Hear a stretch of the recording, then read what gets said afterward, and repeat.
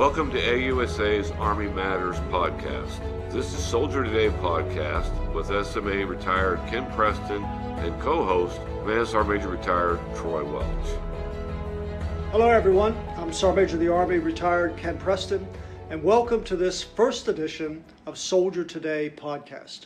Our inaugural discussion topic is Army Greens, the decision to bring back the iconic World War II uniform. So the new Army Greens have been under design now for more than a year. Lots of talk and discussion about the uniform in the news, on social media, and in the public eye. We have seen photos of soldiers wearing the uniform at the Army-Navy game now for 2 years in a row, at the annual AUSA Symposium in 2017, and again now this year in October 2018. Lots of discussion, lots of planning, and most importantly, lots of feedback from soldiers who will wear the uniform, from our veterans, our retired soldiers, families, and the American public. So this is a great subject to discuss, and the best person to have the discussion with here in our studio is the Sergeant Major of the Army, Daniel A. Dailey. SMA, thanks very much, and welcome to Soldier Today podcast. Well, SMA Preston, thank you, and I appreciate you giving me the humble opportunity to be your inaugural speaker here today.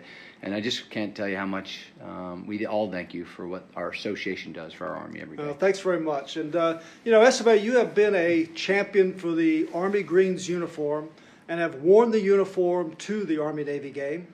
And we've seen you in the public eye at the AUSA Annual Symposium and many more locations around town and across the country.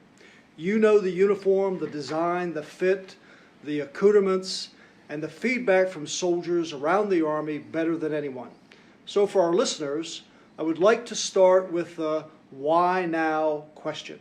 Why does the Army need this uniform now? Absolutely. Well, before I get into the discussion of why, let me tell you, it's official. The Secretary has made the decision. This is going to be the new Army service uniform. That's great. And it's a great question to ask why.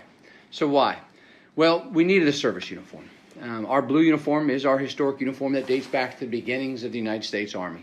And it is our traditional dress uniform that it has been. And it has served us well and will continue to serve us well. We'll talk about that a little bit more later. Okay. But the service uniform, I think what we really want to do is be able to capitalize on the identity of the soldier. And there's no more time in recent history than that of the greatest generation in the Second World War era.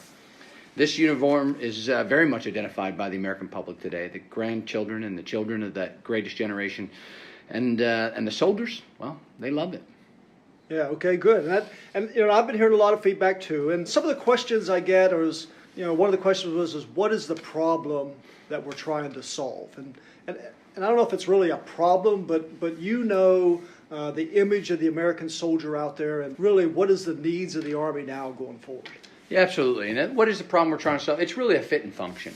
So function is we do have a blue uniform, and it used to serve as our dress uniform now, but now we're using one uniform to serve in many capacities, in a service, in a dress, and maybe even a mess dress in the evening. And it does. It serves us well. The leadership that made that decision made a great decision at the time. We consolidated our uniforms, but we're wearing our tuxedos to work. The second thing is that we simply just don't wear our uniforms enough anymore. We've been at war for an extended period of time now, Yep. And we got to get our soldiers back into a professional uniform that American people can look at and say, that's the kind of person I want my son or daughter to aspire to be. They look like professionals, and they have a professional dress uniform, and there's nothing more iconic than the Second World War uniform. Yeah, and this kind of gets to the daily wear piece of the uniform, right? Where you want to see soldiers out there wearing the uniform more frequently.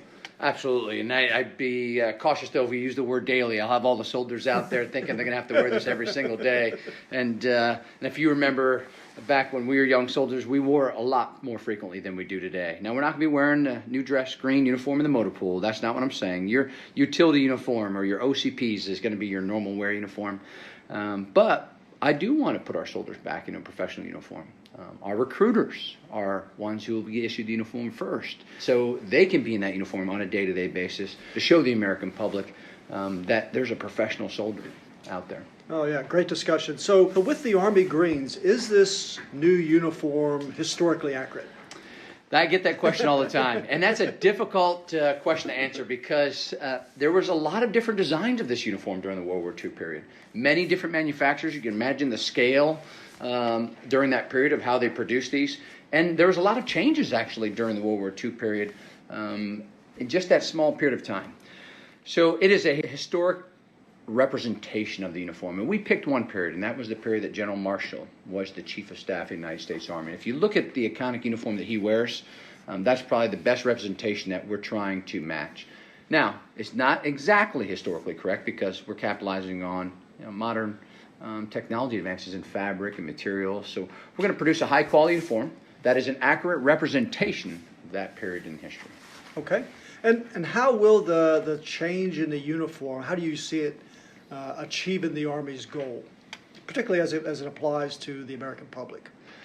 As I said before, Ken, I think that every single person in America today can still identify what their grandfathers and their fathers and mothers wore during the World War II period.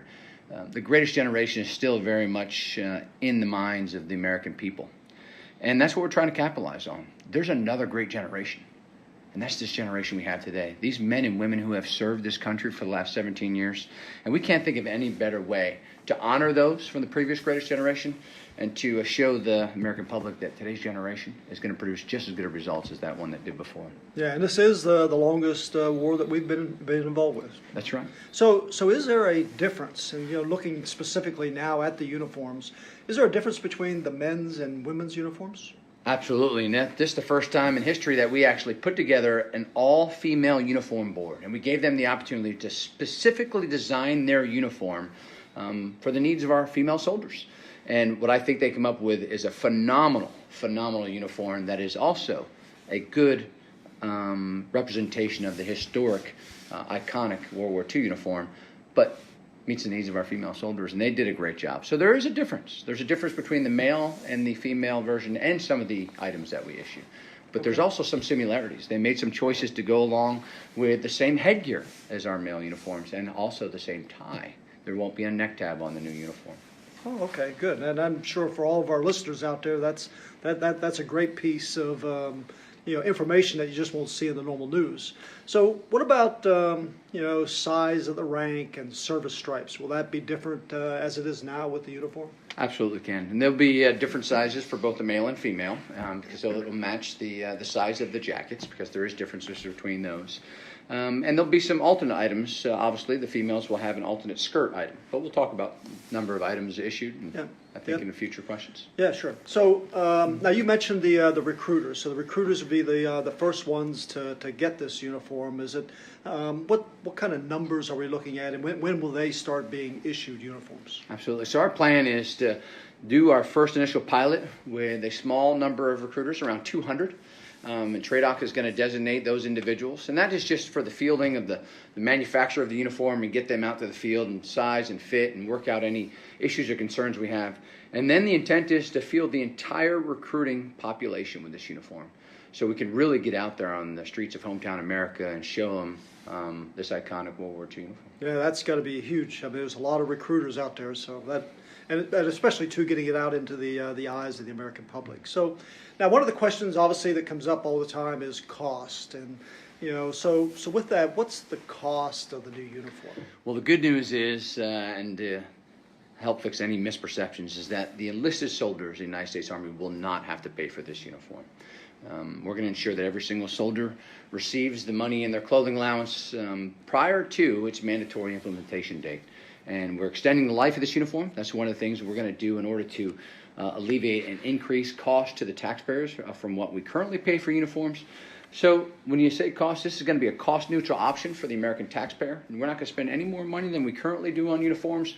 And we're going to provide a higher quality uniform to our soldiers. And the enlisted soldiers, it's going to be a no cost for them.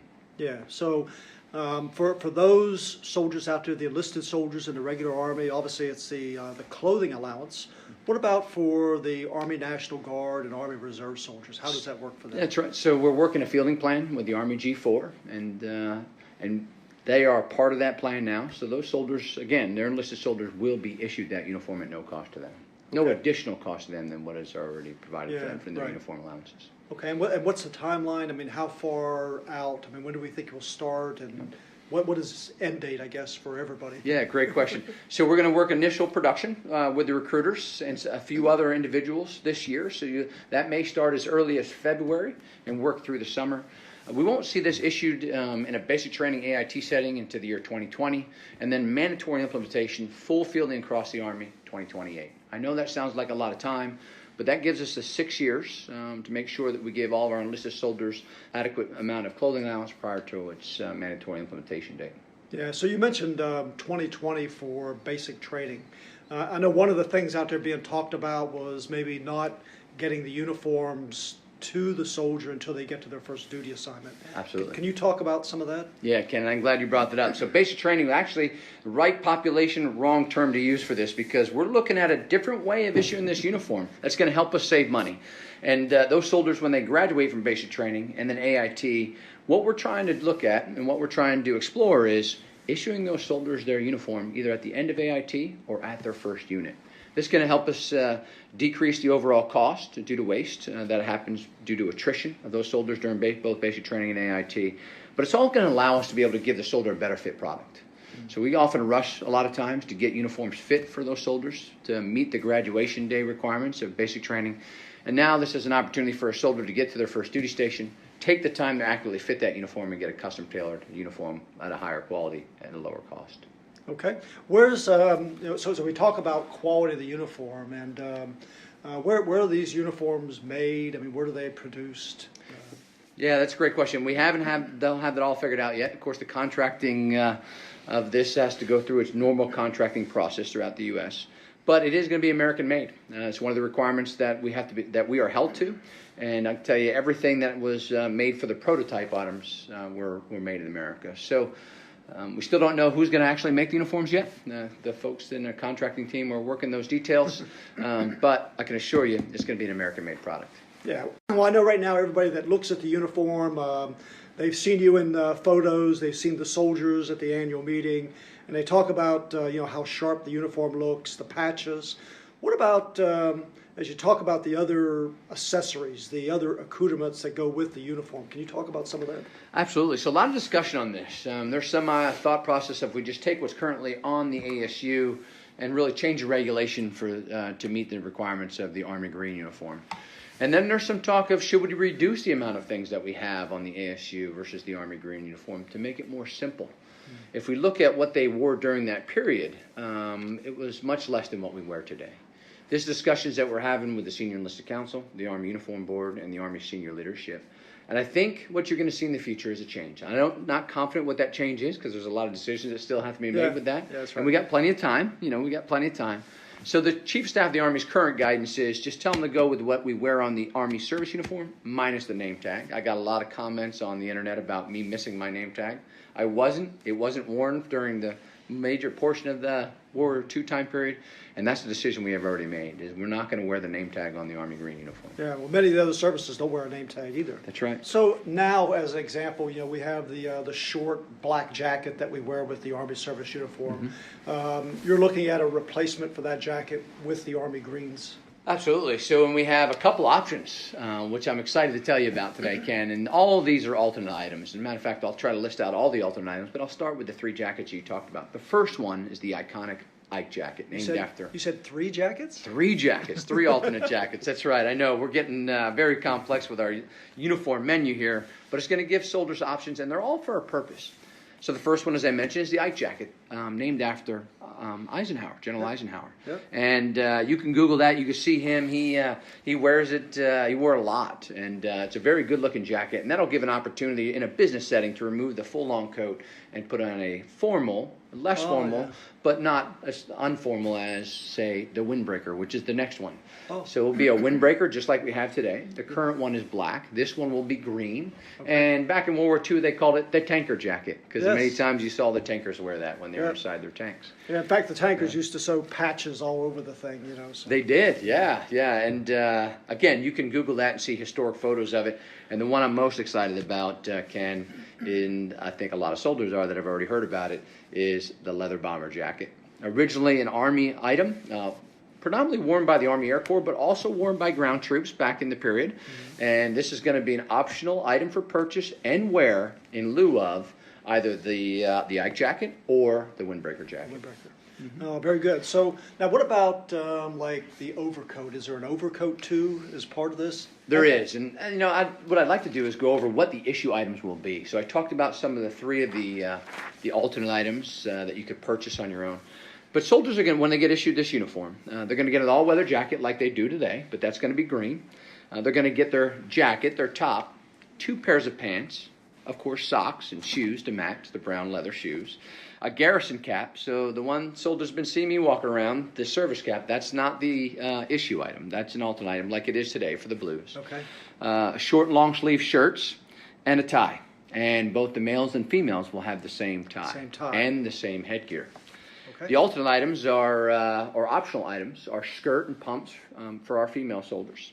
Okay. And then a service cap, which is the one that soldiers see me wear. And an Ike jacket, as I described, the windbreaker, a bomber jacket, a sweater, and this is a great one, Ken, for our airborne soldiers out there. We're developing brown jump boots. Brown jump boots. Brown jump boots, yeah. The Cochranes. They're Cochranes, yeah. And those prototypes should be in my office in about a week or two. And I've already leaked that a little bit to some of our airborne soldiers, and they're pretty excited about wearing leather bomber jackets and brown jump boots. Yeah.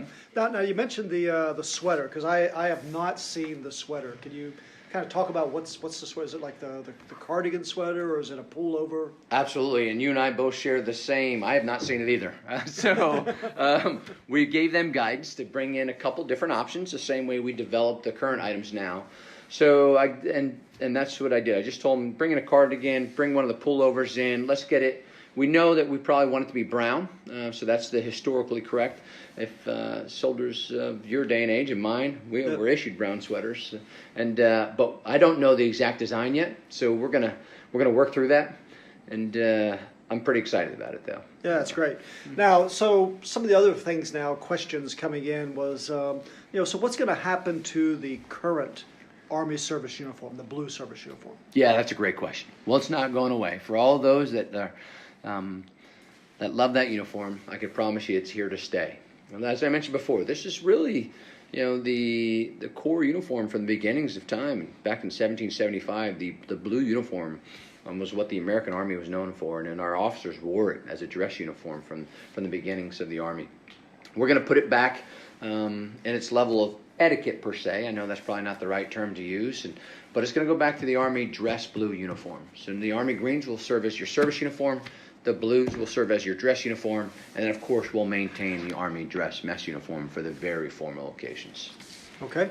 So as you talk about, it reverting back to its dress uniform wear, are you going to change service stripes and overseas service bars? Is it going to go back to the large service stripes on the sleeves and those sort of things? Again, we haven't finalized that yet, but I don't think so. I think it's in a good form now. I think the leadership that developed those changes were for the best.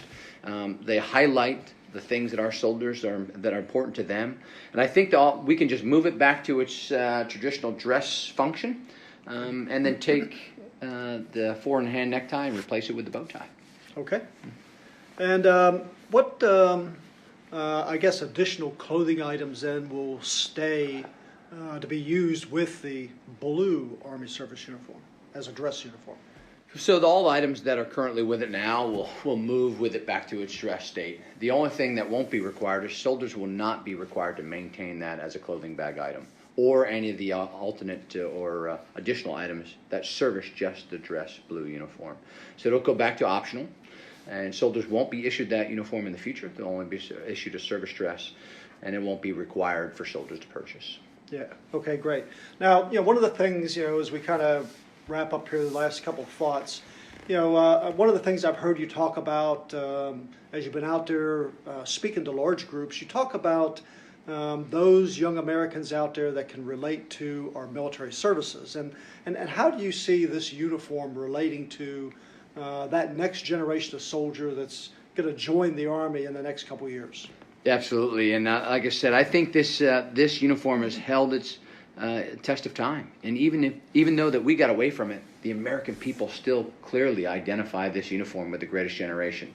The grandsons, the sons and daughters and granddaughters of that greatest generation still identify with this. And I think that's going to carry on. And when you look at our sister services, the Marines, and they have demonstrated this to be true. They didn't get away from that uniform in that period. And it's iconic when you see a Marine. And the next generation, I think, is going to have that same feeling when they look back and see that same Marine or that same soldier in that iconic uniform that has such an impact on the American people. Okay. So as you kind of think about now for everything that we've talked about, any last final thoughts that you want to pass on to our listeners out there that you want to kind of say and as we finish up? Yeah, absolutely. I said, change is hard. And I got that feedback loud and clear as we were surveying the Army and the American public about whether this was the right decision to make. And I could tell you, with all honesty, the majority of our young men and women in uniform really wanted this uniform.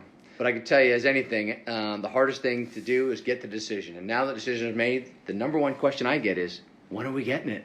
Yeah. So soldiers are excited about this, Ken. I honestly tell you, they're excited about it. But I tell you, be patient. It's going to take us some time to make this. It's going to take some time for the American textile industry to produce this. We want to make it right. We want to produce a high-quality uniform. And I can assure you that they'll be available, but just not tomorrow. It's going to take us a little bit of time because we want to make sure we provide a high-quality uniform to our soldiers. Yeah, it's a great message. And SMA, again, thanks very much for coming over, and greatly appreciate you coming in to Soldier Today podcast and sharing all your thoughts with our listeners out there. To all our listeners, thanks for joining. Be sure to subscribe to Army Matters Podcast on iTunes and everywhere podcasts are found. Keep it locked here for all Army Matters and for next week's episode with Army Real Talk. Have a great Army Day. Hooah. AUSA is the U.S. Army's professional association, a voice for the Army and support for the soldier. For more information about AUSA or to become a member, visit ausa.org.